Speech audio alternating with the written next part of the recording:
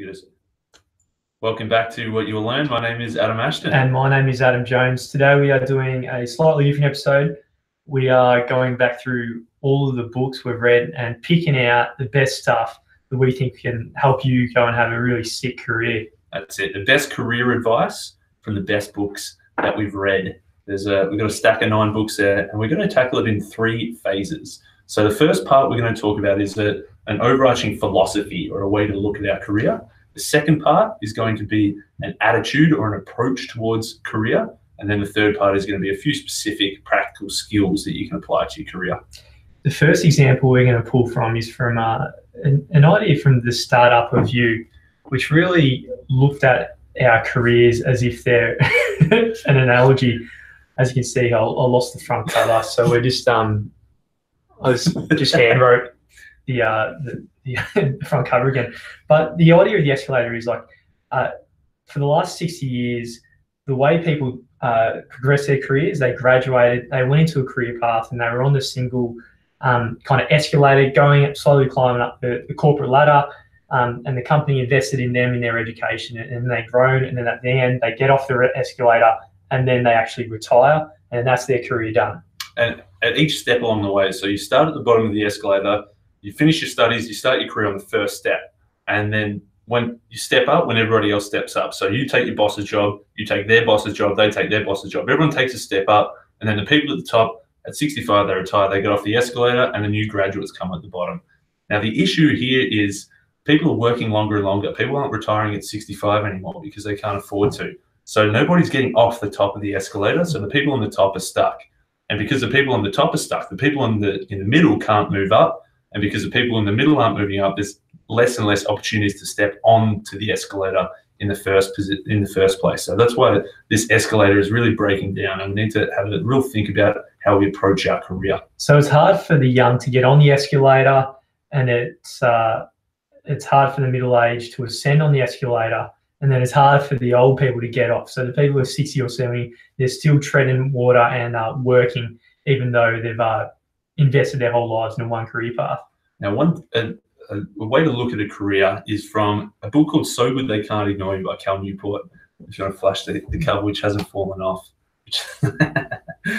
And he talks about that, a lot of career advice sucks. A lot of career advice is saying, follow your passion, find something you love and you'll never work a day in your life. And find something you're happy doing and follow your passion and just follow your passion. He says this passion advice is ridiculous. He says it's not even accurate, but it's also sometimes dangerous for people to say follow your passion. The reason being is that if you're always looking for your passion, then you're thinking, what am I missing? Why aren't I following my passion? You're always focused on the negatives of what's happening. Yeah, that's it. And it's a hyper focus on what the world can offer you rather than what you can offer the world. So the people out there who broadcast this passion mindset just say, all you got to do is have the courage and have the balls to just quit your job, follow your passion, and so forth. But if you just follow your passion without really looking at the world, then you can really end up in a really horrible place. You quit your job once just because you followed your passion, and it worked out well in the end for him. But for a lot of people, I didn't know where that was going. Most people, it doesn't really work out so well. So that's the passion mindset. It's focusing on what the world can offer you. And now the other mindset he proposes is the craftsman mindset. And this is the idea of what you can offer the world. That's it. And so the craftsman mindset is like viewing your career as a craft. You're crafting it. You're constantly working on it, but you're constantly offering to the world rather than thinking, what can the world offer me? Now, the reason he says we need to take this craftsman mindset is that there are 3 things in a job or a career that will give you actual satisfaction. He said following your passion is not one of them. He says the 3 things are control, creativity, and impact. So now the thing with those 3, though, is they're all very rare and they're very valuable. So everyone wants these things. They want more control, they want more creativity, they want more impact, but they're very rare things to find. So for you to get those rare things, you need to give something rare and valuable in return. So he says the way to build something rare and valuable is to build these rare and valuable skills he calls career capital. And the way to build career capital is to have this craftsman mindset. So always looking to hone your skills, become rare and valuable yourself so that you can get the rare and valuable traits of a good job in return. So having rare and valuable skills means that you got something that's scarce, and career capital is something where you've got leverage. So people really want what you've got. Your boss, for example, can't function without you in the business or whatever. So you got this entire leverage on your career, and you got kind of power to actually start to choosing where you want to go and so forth. And what Cal Newport suggests is we trade in this career capital not for a pay rise or a promotion or whatever. We actually trade it in for the three things that make our careers enjoyable in the first place. Which were the three? They were more control, more creativity, more impact. So if you look at the idea of autonomy, for example, you might trade this career capital not for the pay rise, but you might say, all right, boss, I'm going to be working from Indonesia for 3 months of the year, or I'm going to be working from home for 3 days or so forth. So you start trading in for the things that actually give you job satisfaction. That's what he says. He calls it turn down a promotion or turn down a pay rise. What the usual, the escalator style is to build, work in your job, build a small amount of career capital, and then you trade in that small amount of career capital for a small pay rise or a small promotion. And then that pretty much the transaction's done. You've got to start again to build more career capital. You build a little bit, get another promotion. But he's saying that's a shocking way to do it because you're doing more work, more hours. You're probably not having the same impact because you just get caught up in corporate bureaucracy. He says instead, keep building that until you've got a lot of rare and valuable skills you can trade in. Then don't trade it in for a pay rise or promotion. Trade it in for control or creativity or impact or mission, like this sense of something bigger. Absolutely. If we go back to our person who's following their passion, what they tend to do is they quit any kind of job and then they move on to the next job and follow their passion.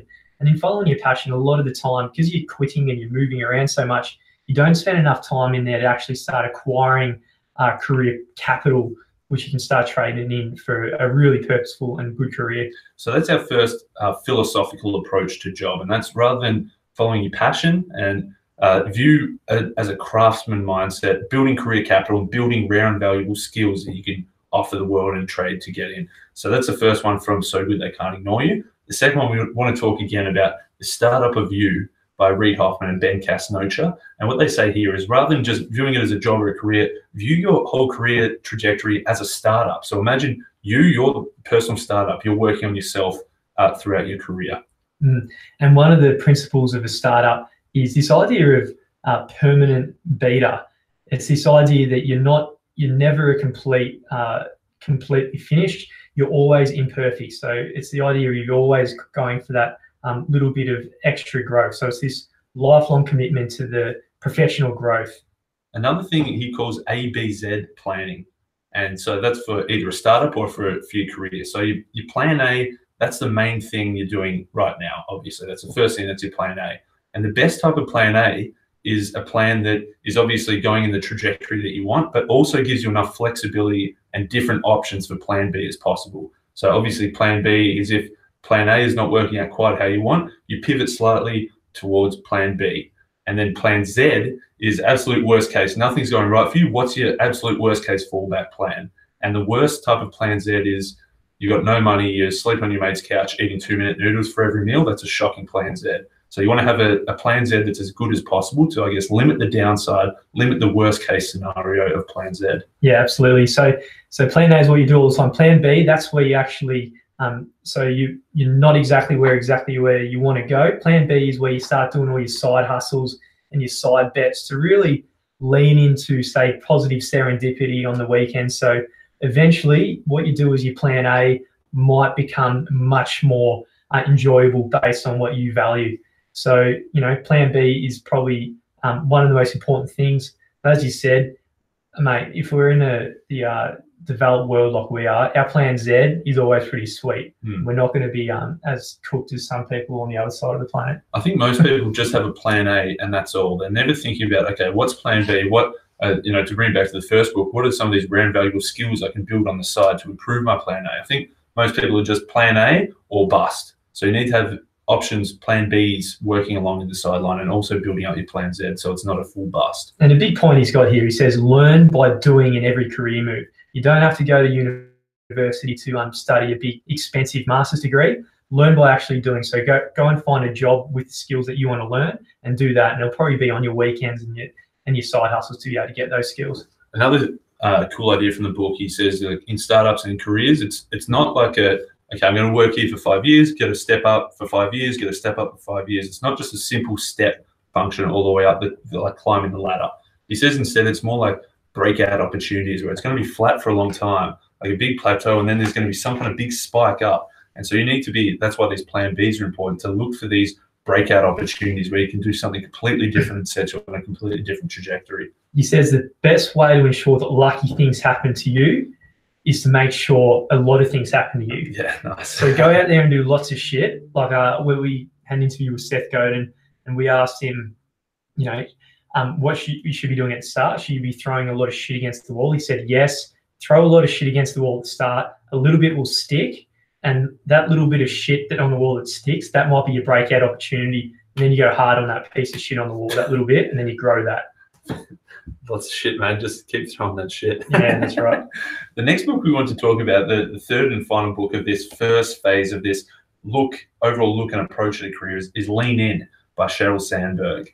And so one of my favorite bits of that book, it's predominantly seen as, I guess, a career advice for women, but there's plenty of advice for men as well, in that careers should be viewed not as a ladder, how everyone sees, okay, it's a one single path up and you take a step by step by step. She said it's actually more like a jungle gym where it's okay to move sideways. Sometimes you might take a step back to go sideways, which leads to a better path upwards. So it's not just always a constant stay in the same place and step up, step up, step up. So I believe Sheryl was in either in politics in Washington or in law. I forget. I probably should have checked that. But I think she was in politics. And one trajectory was to start at the bottom as someone's assistant, take the next step up to someone's advisor, and gradually step up to be the top in this field. That would be the ladder view. But instead, she thought, okay, it's actually a jungle gym. I'm going to take a complete sideways step and a little bit backwards. She went to the world of startups and tech in Silicon Valley, and now she's the chief operating officer of Facebook. So rather than viewing it as a single ladder, she took a big sideways step on the jungle gym and found a better path upwards that she was more inclined to take. So again, it's a little bit similar to the one I was saying earlier. It's like, you know, pursuing breakout opportunities. There will be times when you can do that, get on the ladder and go hard, and then you grow much disproportionately quick in a very short amount of time. So you want to pursue those things with massive upside as you can. Another example idea from Lean In, and this is specific for women, is the idea of don't leave before you leave. And a lot of women in their careers, especially in their early 20s, the idea of kids versus career is something that women always are going to eventually have to weigh up. But one of the big problems that women do is they start making the decisions about having kids way before it actually happens. So they slowly start stepping out of their career maybe 5 years before they have the kid. When the way Sheryl says to combat this, what you should be doing is you should be going hard at your career the whole time, right until the end point, until you have kids. And this is one of the big reasons why there's pay discrepancies and so forth. I guess from her point of view, one of the actionable things that to close these gaps. Definitely. She says like careers are like a marathon, and people on the sidelines viewing the marathon runners are very different from men and women. She says men, they're running the marathon, they're cheering them on the whole way through. But she says for women, you get halfway through the marathon and people start saying, oh, geez, she's still running this marathon. You don't have to keep running, oh, she's got a kid at home. Why is she still running this marathon? How can she juggle so much? So she says it's much more judgy, people looking at women's careers. And she says that, again, this is from Sheryl, and it'd be remiss of this not to say this here, is that people are stepping away, as you said, they leave before they leave. They think, okay, I'm not going to take this promotion because I want to have a kid in 4 years' time. Or they're saying, okay, I'm not going to take on this cool new project just in case I don't get to see it through till the end. So she says you shouldn't be making decisions on career that far in advance. Just keep going until it happens, and then you can work it out later. That's great, man. So that was part one, was the general philosophy, some ideas to improve your career. Yeah, that's it. And a few of the key things to think.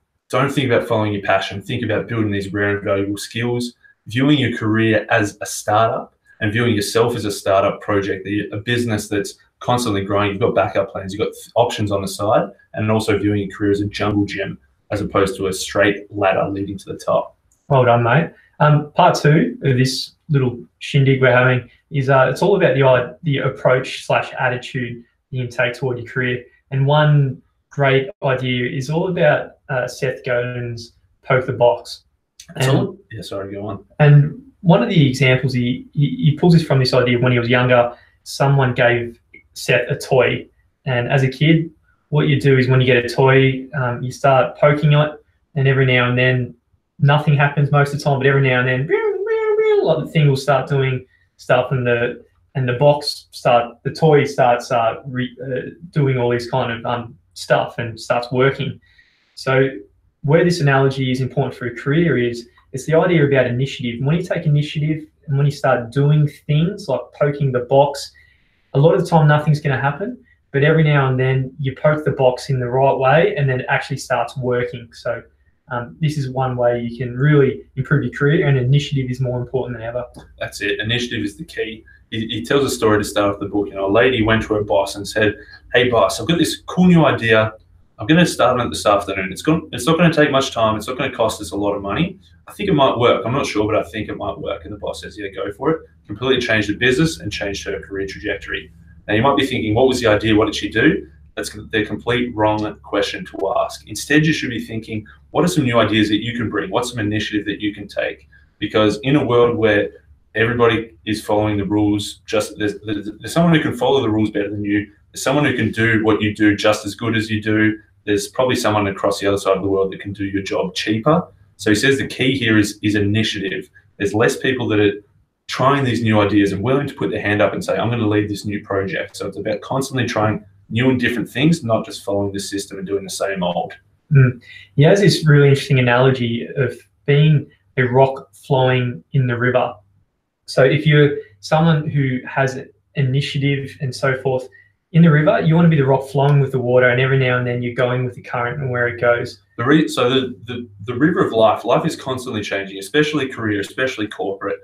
Everything's changing. So that's the river. It's constantly flowing. You've got two options. One is to think, I don't want to change. That's the rock sinking to the bottom of the river and thinking, no, I don't want this change. I'm just going to do what I've always done.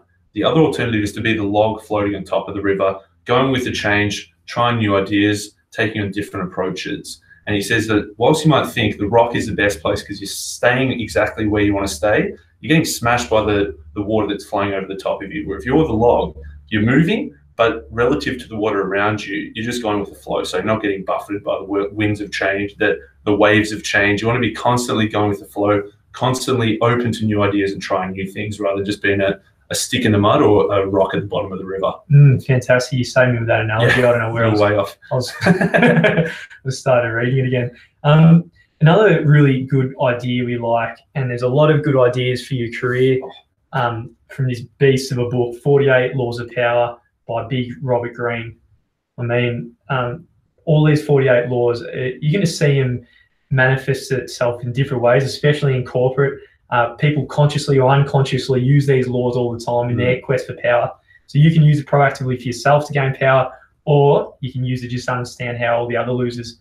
Yeah, that's it. You can use it like defensively, or you can just use it to recognize what's going on around you. And there's in every relationship, especially in the workplace, power struggles. Someone's got more power, someone's got less power, someone's trying to get more power. Everyone wants to get more and more power, but you just got to be careful with how you do it. And the biggest one that most people often violate is law number 1, never outshine the master. I can definitely speak from experience that you got to be careful not to outshine the master. So you got to realize in every relationship, there's effectively a master and there's an apprentice. The master's got more power, the apprentice has got less power. If the apprentice tries too hard to outshine the master, that whole relationship is going to break down. So the quote he says, always make those above you feel comfortably superior in your desire to please and impress them. Do not go too far in displaying your talents, or you might accomplish the opposite, inspire fear and insecurity. Make your masters appear more brilliant than they are, and you will attain the heights of power. So you've got to recognize when you're not the master. You got to realize when you're in the position of lesser power. When you're in the position of lesser power, it's your job to make the master look good. So by you don't want to do good work and say, I'm better than the master. You got to realize, okay, the master's a master.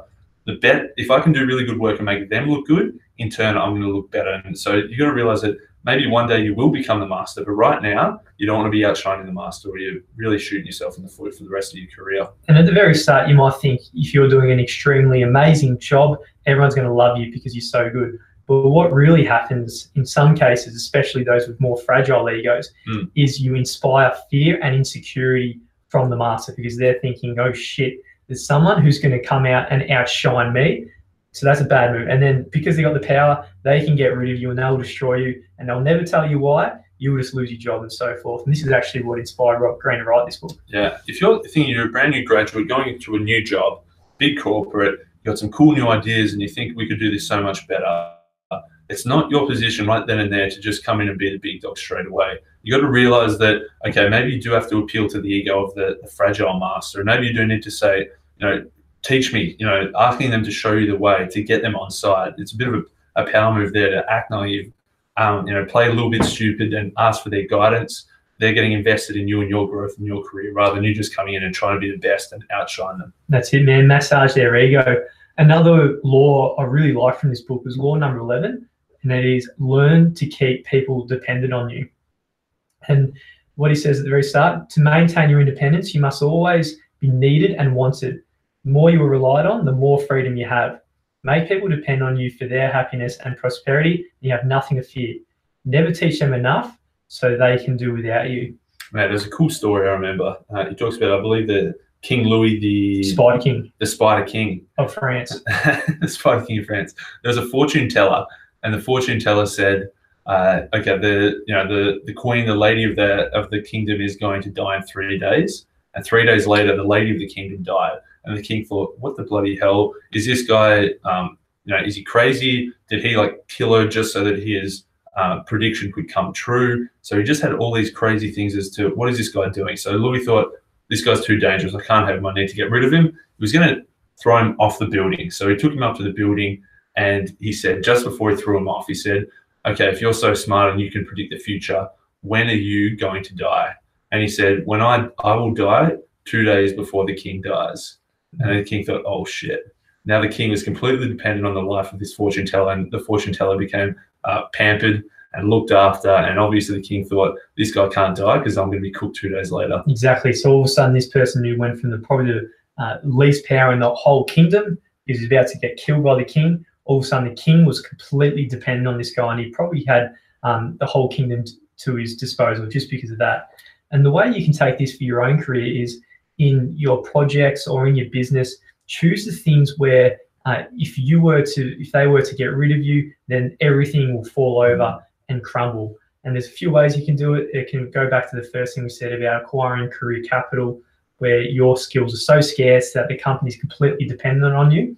Or you can just decide to choose roles and tasks that it gets to a point where no one else can do specifically what you do. So then the whole company is dependent on you, and then you can really have the leverage to actually do what you want, have power over them rather than vice versa. Correct. It's a metaphorical story. You can't say to your boss, you're going to die 2 days after I die, but I like your applications. You could. A bit of real. You probably get rid of you. A bit of real applications. The next book we want to talk about in terms of attitude and approach is The Effective Executive by Peter Drucker. Now, it's a book that's about over 50 years old, but it's got some phenomenal advice in it that's still applicable today, if not more so. And the biggest one, he talks about an approach to your time management. And he's got 3 things you need to do. You need to record your time, you need to manage your time, you need to consolidate your time. So first you need to know, where is your time going? Then when you manage your time, you need to realize, okay, what are things that I'm doing that definitely do not need to be done? And you want to eliminate those full time wasters. Okay, the other thing you can think, okay, what am I doing that somebody else could do just as good, if not better? And you want to delegate those things off. So you're pruning down your tasks and time. And the third thing he says, consolidate your discretionary time. So what you want to do if you've got, half hour free here, 20 minutes free here, an hour free here, you really can't get that much done. But if you can consolidate all this free time into one big 3 or 4 hour chunk, that's when you can really do some big, valuable, important tasks rather than just scattering it 15 minutes here, 10 minutes here. And so you want to obviously, so the first thing there was manage, cut those time wasters. The next thing was consolidate all that free time into as big a chunk as possible. Another thing from the big Peter Drucker, he says, make strength productive. And this goes against what a lot of people think, including myself before reading the book. It's the idea of getting good at everything. So you become more of a generalist about things. But this is all about, no, don't do that. Find out what you're good at naturally and there's a lot of self-awareness to actually understand what you personally makes you tick and that you're good at, and go hard on that. Don't worry about everything else, become generalist. If you want to thrive in the knowledge economy, you are better off just focusing only what you're good at and going hard. That's it. Rather than, most people might think, look for their weaknesses and try and plug the gaps of, what am I not so good at? Can I improve that? Instead, Druck is saying, don't do that. Look for what you are really good at and then focus on making that as good as possible. So building up your strengths rather than plugging the holes of your weaknesses. Absolutely. And from an organizational point of view, if you've got only the people who are very strong at what they are in the areas in the organization you need them, then everyone's amazing. Rather than having everyone who are average, at an average level or a good level, then you're only going to have a good organization. Bang on. If you've got superstars in every position, that's much better than having average all across the board. Booyah, and Peter Drucker knows what it's all about. The Druck. So the next book we're going to be talking about is Essentialism. And it says The Disciplined Pursuit of Less by Big Greg McKeown. So essentialism is about saying, okay, what is actually essential in life? We've got limited time. We can't do everything. So how can I focus on what's truly essential and cut away everything else? It's an easy thing to say, a very hard thing to do. So the idea of an essentialist versus a non-essentialist. And a non-essentialist might think, what do I have to give up? Whereas an essentialist goes, what do I need to go big on? That's it. So again, sort of a similar thing to making strength productive from Drucker, sort of like saying, okay, rather than putting 10% of my time into 10 different things, what's the one thing that I can focus 100% of my time and effort on? So it's a very different approach, but an important, you're going to obviously achieve a lot more than doing a little bit here and there. If you go a millimeter in 100 different directions, compared to if you choose one direction, you can go a lot further. If that makes sense. Definitely, mate. Rather than a mile wide and an inch deep, an inch wide and a mile deep. Exactly. So it's all about saying no. So you got to choose what's the thing you're going to go big on, and then just say no to everything else. And then you can actually be productively just go to the thing that you value the most. And then you'll be surprised with how much time that you actually have. Because one of the big problems in today's economy is people see busyness as a proxy for productivity, when in reality it's completely not. Busyness does not make you important by any means. Nearly sneezed there, but we survived. The no is important here in that obviously you got to be careful. It depends on where you are. Again, it's sort of a power thing. You can't just say, if your boss asks you to do something, you can't just say no. So you got to think of how can you say no gracefully to prune away as much as possible. He's got a couple of ideas that he calls the no repertoire. One is the awkward pause. So if your boss asks you to do something and it sounds unreasonable, if you leave an awkward pause, they're more likely to fill it in to perhaps dial back their request. Another one he says is the soft no, the no but, so like obviously providing some kind of rationale there. And probably the best one, my favorite, is saying yes, but what should I deprioritize? So if you say, okay, I've got 4 things on my to-do list. You said these are all super important. If this 5th thing you're telling me is the most important, which of these 4 should I cut away in order to give more time to prioritize that? So you're not saying no, but you're saying, okay, yes, I can do this, but what do I remove from my important list instead? Another really good one. I like that book. And there's it's with it's true when it comes up a lot in books. Definitely. And this idea of business not making you important is something that's really popular, and I really enjoy it. So that's number 2 is all about attitude. Number 3, what we're going to get into now, is all about more specific skills that you can get from books that help you in your career. That's it. So we started off with part 1, which was the overarching philosophy, not following your passion, viewing yourself as a startup. Part 2 was the attitudes that you bring to your career, or the approach, which is always looking for new ideas, taking initiative, looking to try new things, but also being aware of the power struggles within organizations, and specifically in those working relationships, and also the time management ideas of pruning away time wasters and saying no to a lot of things so you can say yes to one big thing. Now there's a few specific skills that we're going to talk about now in part 3. Part 3. So the first one we're going to be talking about is Stand and Deliver by Dale Carnegie. How to become a masterful communicator and public speaker. Now, public speaking is super important, and in whatever you do, if you can add confident public speaking to whatever you do, you're going to become significantly more valuable. Not just the specific skill of giving a speech, but also the sub skills, I guess, or the skills of that, where it's, structuring your communication or just having the confidence to speak to a new audience or something. So some of those sub skills underneath the broader skill of public speaking is super important as well. So if we think about the halo effect, which is an idea by Daniel Kahneman in his book Thinking Fast and Slow. Excuse me. So the idea of the halo effect is that if you assign one small attribute, people just assume the rest of you is similar to that attribute. So he uses the example of a tall, handsome man who's a baseballer. So you assume tall, handsome men are going to be better at baseball than the short, fat person. And there's a lot of irrationality in that assumption. Or if you use the example, Hitler loves dogs and children. It's kind of odd because you think Hitler, he's evil, so then he's all evil. Now, where this is specific for public speaking is it's one of those skills. If someone can stand up there and deliver a presentation with a lot of skill and a lot of confidence, all of us always naturally assume that they're extremely competent in all their other areas of life, which can be, again, completely irrational. If someone's very good at public speaking, they can be that and they can be pathetic at their jobs. But if you're that person who's very good at public speaking, all the people who are going to around you are going to assume that you're extremely competent everywhere else. It's a good hack. It's a good hack. So if you're just someone who can speak confidently, who doesn't and ah, who isn't shy, who can get up on stage and clearly and concisely deliver a message, people just assume that you're good at stuff. So it's a great hack of one small vital skill that permeates the rest of your identity, of people thinking, okay, this guy knows what's going on, or this lady is super effective, super important to have in our organization. Absolutely. So a few specific skills that you can take from this book. One of them is be your authentic self. I mean, that's important when you're up there. Don't try and be too odd and too much of a superstar. Another one is don't apologize. So a lot of people, this is a real amateur rookie mistake. They get up and they go, oh, sorry, and they start apologizing for things. They go, this is my first time, and so forth. Do not do that. You need to fake it till you make it. He says that great speakers are made, not born. So it's a bit of a fixed mindset, growth mindset here, that some people think, I'm not a good public speaker. I'm too shy to speak in front of crowds. That's a shocking approach. Realize that it's a skill that you need to practice, that you need to develop.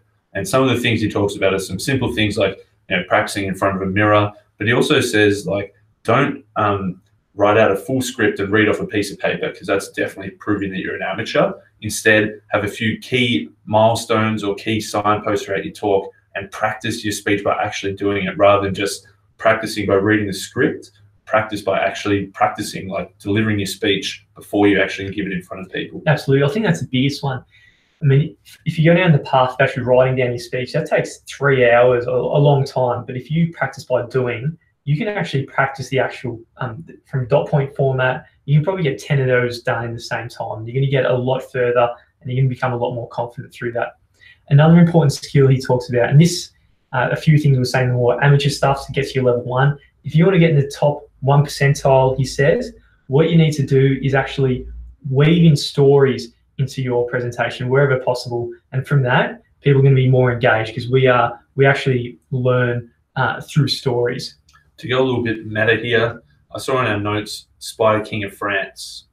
And as soon as I started telling the story, I actually remembered exactly what the Spider King of France story was. So it's saying that people learn through stories, they understand through stories, because it's something simple, something you can relate to, and it's something that our memory hangs on to much more than saying, just listing your 3 top dot points. If you can tell a story that conveys that message, it's much more likely to be taken on board and much more likely to be remembered. It's like a Trojan horse. So the Trojan horse is the idea that the Trojans and the Greeks, I'm going to just make up some, I don't know if it was that or not, but they gave him the Trojan horse, and then it snuck through, and in that there was a whole army and force that really disrupted the city.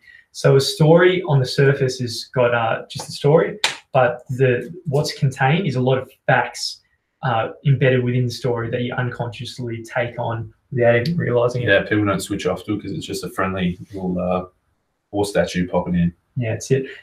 And the next book we're talking about is Getting to Yes. by Roger Fisher and William Ury, negotiating an agreement without giving in. So everybody is negotiating pretty much all day, every day.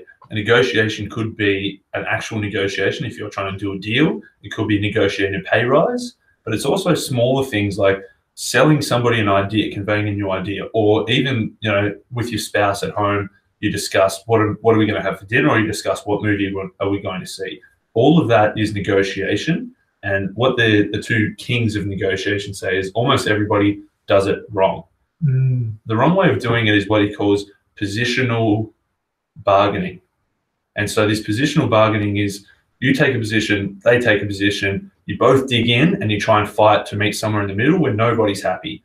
You don't get what you want, they don't get what they want, everybody gets a half and half. So that's the wrong way to do negotiation, which is positional bargaining. The right way to do it is they call it principled negotiation. So don't get stuck in a position. Think, what are the actual principles? What are the things that you actually want beneath those positions? Yeah, expand your brain and you'll find that it might be a lot more for both parties that are negotiating. And as we'll see in the 4-step process, excuse me. So the first thing you need to do in this idea of principled negotiation is you need to separate the people from the positions. I mean, in any case, whenever you're negotiating, they're just people. So you got to see them as people, and don't get the ego involved with the position. That's it. So any conflicts, they're not objective conflicts, they're just subjective within our own head. Don't realize just because someone's digging into their position, realize that it's just a person and it's a personal relationship here, not just one idea versus another idea. And a really important thing here is to actually have as much empathy as you can, so where you can actually hop into the other person's frame of reference, so you can really know what their interests are, what they're after, and so forth. Rather than just think about yourself, really listen to them and understand their motives behind their positions. Cool. Now the next step, step 2, is focus on interests, not positions. And I'll Trojan horse you with a story here of 2 kids fighting over an orange. One says, I want the orange. The other says, no, I want the orange. In the end, they cut the orange in half. They get half the orange each. One kid peels off the skin, throws it away, and eats the fruit. The other kid peels the skin, throws the fruit away, and uses the skin to cook up a cake. So what they did there, the position was, I want an orange, no, I want an orange. What they should have done was realize, okay, why do you want the orange? One says, I want the skin to cook a cake, and one says, I want the fruit to eat. Then they could have both had 100% of what they wanted rather than just 50% each. So you need to step back from the strong position and realize what's the why behind it, what's the actual interest that you truly want underneath that position. And there's a little bit of a segue to the 3rd step, is inventing options for mutual gain. So that was a positional bargaining you were saying earlier, where they both wanted it and they ended up with 50. Inventing options for mutual gain is expanding rather than looking to divide the pie. It's actually expanding the pie for both parties. And it comes back to what we were saying earlier about understanding empathetically the interests of the other person, understanding what your interests are. And there might be ways that you can solve what their interests are, which is low cost for you but high value for them, and vice versa.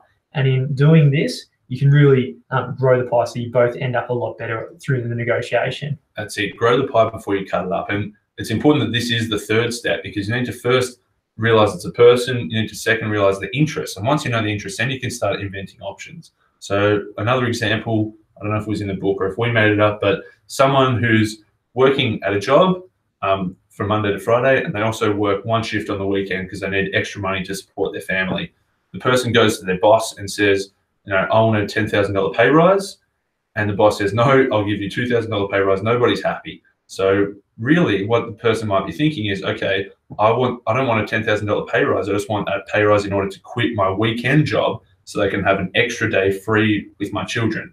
So perhaps what the boss could do is they could give the $10,000 pay rise, allow them to take that extra day off from their second job on the weekend. Or the boss might say, okay, how about you work? I'll pay you the same amount, but you work 4 days a week instead, so you get that extra day. So both people are happy. The boss doesn't have to give a pay rise. The worker gets their extra 1 day a week off with their family. Both people win there. So you need to understand the interest first and then brainstorm what are some ideas where everybody wins here. So that's the important 3rd step, is creating these new ideas to grow the pie rather than just cut it up in half. Yeah, I really love that one. Number 4 out of this book is insist on using objective criteria. So if you can use something, so your interests and their interests, if you can find some kind of objective criteria to solve some of the negotiations. So say for the classic example of a pay rise, you offer a pay rise with your boss. If you can, something objective might be, what is the average salary of this profession for someone with your experience and so forth. So you can always fall back on this idea of objective. You're not subjectively bringing this in. That's it. With most people's positions and also their interests, it's very much subjective. Taking this objective is a bit of a high ground maneuver. So from the book, Win Bigly by Skylar Adams, rather than just you're fighting in the weeds of I want this, no, I want this, take the step up to that higher ground and think, okay, let's take a step back and have a look at this as a whole. So rather than you're selling your house for, you want to sell it for $550, they want to buy it for $450, and you meet in the middle, think, okay, rather than just fighting based on our own completely made up subjective ideas, what some objective things can we look at? What's the average price of the houses in this street? What's the average price for this suburb of a house of this size with this many bedrooms? That's a much more objective criteria than just thinking, no, I want to sell it for this much. No, I want to buy it for this much. Yeah, it's going to be very hard to argue against something that's just subjective when they're bringing the subjective point of view in. And really important there is you could probably start just cherry picking the objective criteria that is best for you. So in doing that, you're kind of appearing objective, but you're subjectively bringing your own standards of salary for your profession. So it's a little bit of a cheeky power move, but not in the book. That's a bit of an Adam Jones little. But it's super important to career and thinking that, okay, whether it is, you know, negotiating with your boss about selling a new idea, you've got this new idea you want to bring in. Maybe you think objectively this works because X, Y, Z, or the negotiation of a pay rise or the negotiation of a promotion. I think this idea of negotiating and this strategy of negotiating is super vital to your career and progressing and having a successful career.